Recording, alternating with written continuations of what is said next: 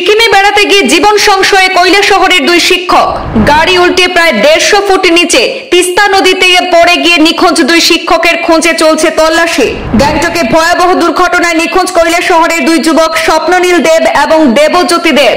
দীর্ঘ সময় গড়ালেও মিলেনি সন্ধান। সময় যত গড়াচ্ছে জীবিত উদ্ধারের সম্ভাবনা কমছে শিক্ষকদের। গভীর উৎকণ্ঠায় পড়েছে পরিবার। সিকিমের গ্যাংটক পৌঁছেছেন পরিবারের সদস্যরা। স্থানীয় প্রশাসন উদ্ধারে নামিয়েছে দুর্যোগ মোকাবিলা বাহিনীকে। ইতিমধ্যে ঘটনার প্রায় 40 ঘন্টা অতিক্রান্ত হলেও মিলেনি কোনো ক্লু। প্রতিকূল পরিস্থিতিতে বিঘ্নিত হচ্ছে উদ্ধার অভিযান।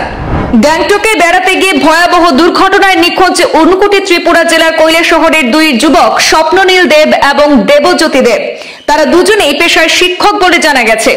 লাচুংগামী পর্যটকবাহী বাস পাল্টি খেয়ে প্রায় 150 ফুট নিচে তিস্তা নদীতে পড়ে যায়। তারপর থেকেই নিখোঁজ রয়েছেন ত্রিপুরার দুই শিক্ষক স্বপ্ননীল দেব এবং দেবজ্যোতি দেব। প্রতিকূল আবহাওয়ার মধ্যেও নিখোঁজ দুইজনকে খুঁজতে ঘটনাস্থলে ছুটে গেছেন তাদের পরিবার এবং প্রশাসনের কর্মকর্তারা। ঘটনার প্রায় 40 ঘন্টা গড়ালেও এখনো উদ্ধারের কোনো খবর নেই। সময় যত গড়াচ্ছে তাদের দুই যুবকের জীবিত উদ্ধারের সম্ভাবনা ততই কিন্তু কমছে। এতে উৎকণ্ঠায় পড়েছেন পরিবারের স্বজনরা। প্রসঙ্গত, কৈলাসহরের দুই যুবক সিকিম বেড়াতে গিয়ে গাড়ি উল্টে প্রায় 150 ফুট নিচে তিস্তা নদীতে পড়ে গিয়ে নিখোঁজ হয়ে যান।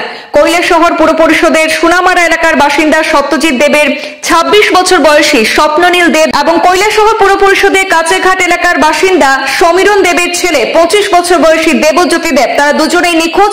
দুই বন্ধু একসাথে সিকিমে বেড়াতে গিয়েছিল, কিন্তু পরে সেখান থেকে দুঃসংবাদ পৌঁছায় বাড়িতে।